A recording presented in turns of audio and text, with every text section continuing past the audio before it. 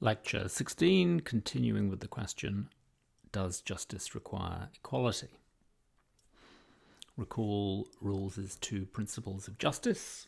First principle, each person has the same indefeasible claim to a fully adequate scheme of equal basic liberties, which include political liberty like the right to vote, freedom of speech and assembly.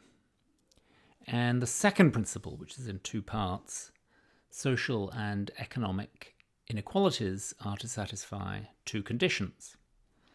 First, that they are to be attached to offices and positions open to all under conditions of fair equality of opportunity. And that's analogous to runners not just starting at the same line, but having access to the same training and facilities. And the second bit of the second principle is these social and economic inequalities are to, if there are any such, are to be to the greatest benefit of the least advantaged members of society, which Rawls calls the difference principle. As I said last time, there are, of course, rival views, one being utilitarianism, that society should be organized to maximize happiness, and more generally, consequentialism, that society should be organized to maximize some value or another, which might be happiness. So utilitarianism is a special case of consequentialism, but it might be something else. For example, utility could be a matter of getting what you want. The more of your desires that are satisfied or fulfilled, the more utility you have. And, of course, depending on the empirical facts about happiness or utility, utilitarianism or consequentialism could lead to massive inequality or massive equality. I should emphasize that maximizing happiness or maximizing utility is not the same as maximizing wealth or maximizing income because of the declining marginal utility of money. Your first dollar is worth more to you than your millionth dollar. Frankfurt mentions this in his essay. We'll come on to that shortly. Let's have another look at the difference principle, the second part of the second principle. Social and economic inequalities are to be to the greatest benefit of the least advantaged members of society. As he says, the higher expectations of those better situated are just if and only if they work as part of a scheme which improves the expectations of the least advantaged members of society. The intuitive idea is that the social order is not to establish and secure the more attractive prospects of those better off, unless doing so is to the advantage of the less fortunate. When Rawls talks about the difference principle in the reading, he also mentions something he calls the principle of efficiency, also known as Pareto efficiency or Pareto optimality. A distribution of resources is Pareto efficient, just in case you can't redistribute the resources to make other people better off without simultaneously making some people worse off. And Rawls is not against Pareto efficiency. He just thinks, not unreasonably, that there's more to justice than being Pareto efficient. So, for example, a distribution in which one guy has all the money is Pareto efficient because it's impossible to redistribute the money to make people better off without simultaneously making the guy with all the money worse off. So this is what Rawls has in mind, the fact that the principle of efficiency is not enough for a theory of justice and needs to be supplemented, when he says on page 1129, this principle, that is the second principle of his two principles of justice, removes the indeterminateness of the principle of efficiency.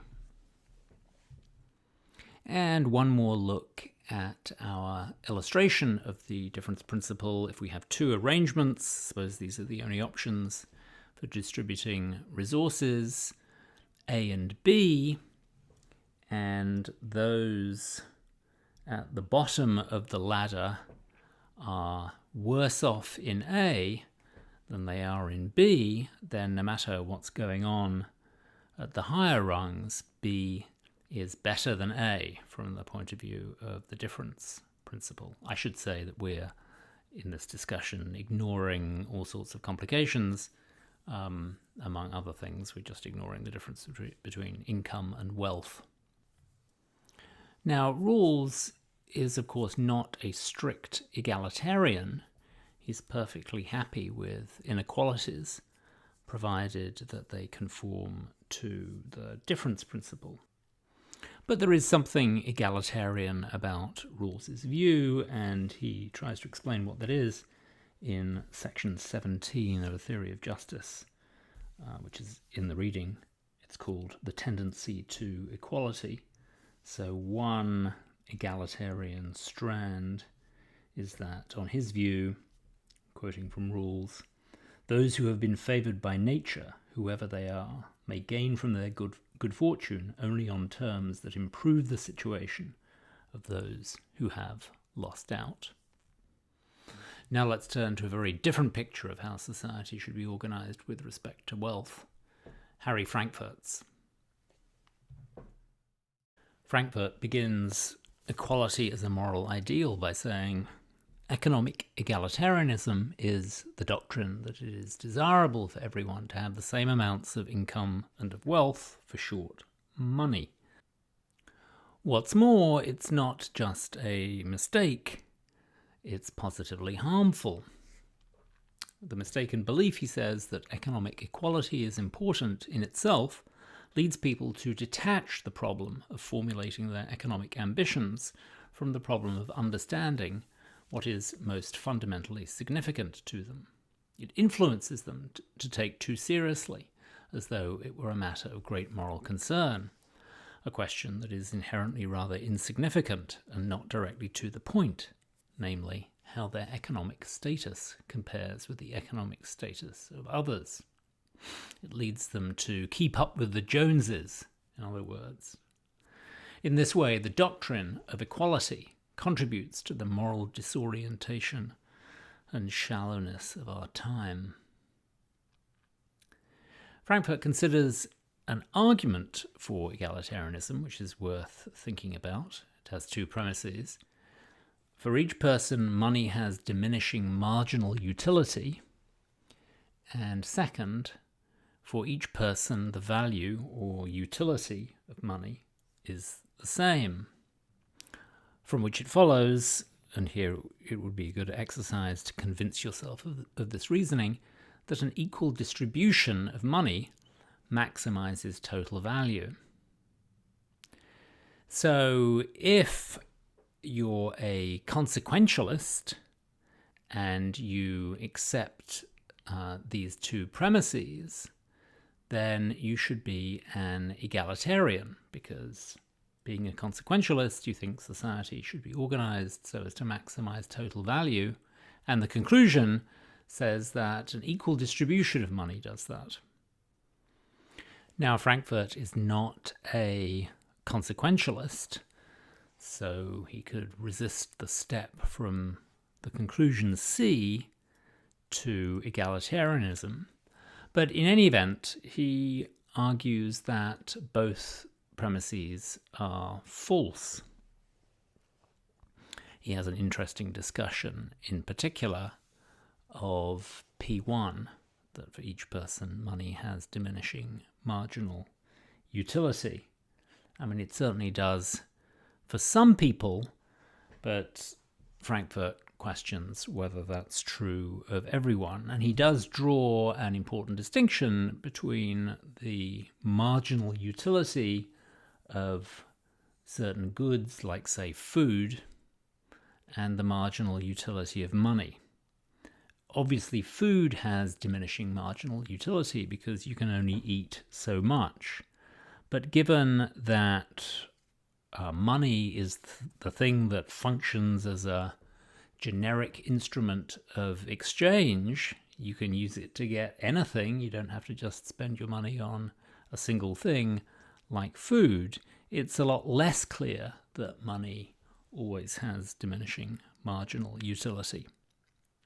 Anyway, that's something to think about and maybe discuss in recitation. So that's an argument for egalitarianism that Frankfurt rejects. His positive view is summed up in these two theses, which we can call the doctrine of sufficiency. So first of all, he thinks that although what's not important is that people have the same amount of money, what is important is that everyone have enough. That's the thesis of sufficiency. A distribution of money is morally right if and only if each person has enough money. And what is it to have enough money? Well, that's explained by the second thesis, called enough. These two things are from these two formulations are from the notes and questions to Frankfurt's essay. A person has enough money if and only if the person will not become significantly less happy by having more money. And here it's worth thinking about a couple of cases raised in the notes and questions, the case of Joseph and the case of Albert. Joseph raises a problem due to so-called adaptive preferences, where one's preferences adapt to one's circumstances. And Albert raises a problem, for Frankfurt's view, due to so-called expensive tastes, where someone would only be happy if they had a huge amount of money to indulge their tastes in fine wine, private yachts, and the like. Here is sufficiency illustrated, and this is enough. And in both these two distributions, everyone has enough. In A, the betas, gammas, and deltas are just over the line, and in B, everyone is very comfortably off, having way more than enough. Question for you, please hit K. Which of these two distributions, A and B, is morally right or morally better than the other?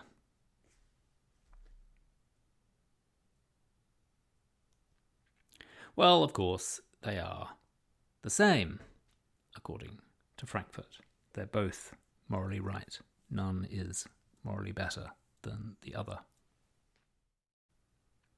Turning now to the excerpt from Nozick's Anarchy, State and Utopia. That book is a defense of political libertarianism, on which the state is supposed to be minimal.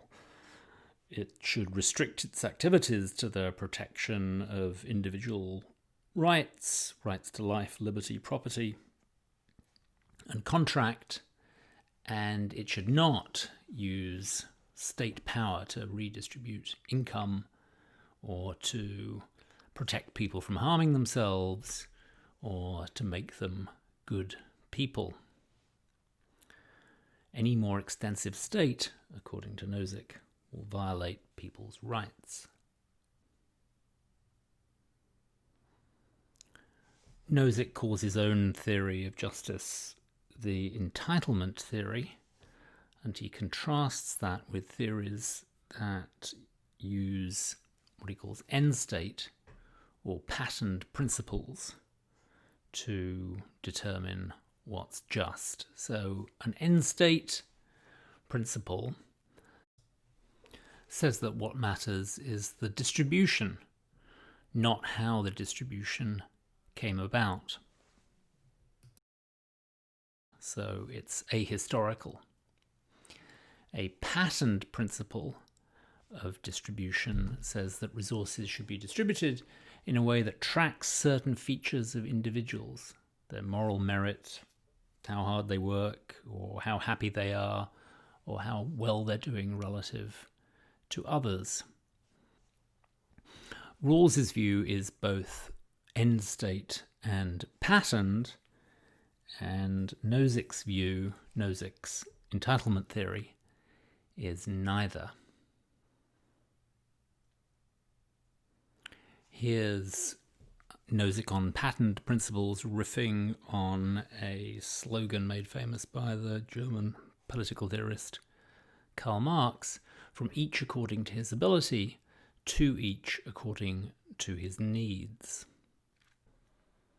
Nozick writes, to think that the task of a theory of distributive justice is to fill in the blank in to each according to his blank is to be predisposed to search for a pattern.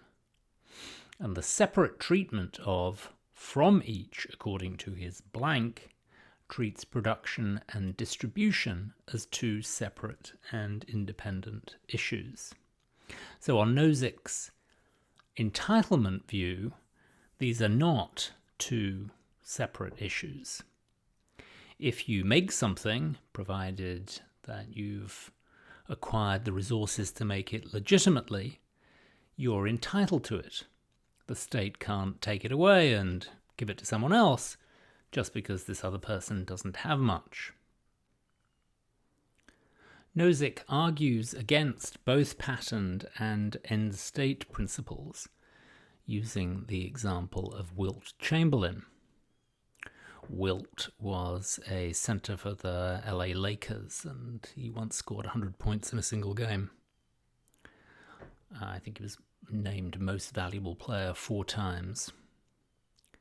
So imagine a society that has a perfectly just distribution of money, according to some end-state or patterned view. Wilt Chamberlain is a great attraction and takes a 25-cent cut of each ticket to a Lakers home game. 1 million people in a season go to see him, and Wilt now has $250,000. Can anyone complain? Nozick asks rhetorically, on the grounds of justice. Well, no, he thinks. People freely paid the 25-cent surcharge to see Wilt, and Wilt himself did nothing wrong in accepting the money. But now the end distribution after that season is not perfectly just on the view we are considering. Well, if it is just, we can easily tweak the example so we end up with an unjust distribution. As Nozick says, the general point illustrated by the Wilt Chamberlain example is that no end-state principle or distributional patterned principle of justice can be continuously realized without continuous interference with people's lives. Here is the entitlement theory illustrated. 2 distributions again, A and B. Which is better than the other, according to Nozick, or maybe they're just the same. Please press K. Well, of course, the answer is we haven't been given enough information. There might be nothing wrong with A at all. Alternatively, maybe B is quite unjust if it came about because of fraud or theft. Everything depends, on Nozick's view, on the history of A and B, on the historical process that resulted in those 2 distributions. 8. Lola. Oh my god. 1, 2, 3, 4, 5, 6, 7. Oh no. Ha! You owe me $2,000. 1,500. Ah! Bankrupt. Maybe that doesn't matter so much. According to Descartes, I'm an immaterial soul, so perhaps I shouldn't trouble myself with these matters of flesh and blood. That's the topic for next week. We'll see you then.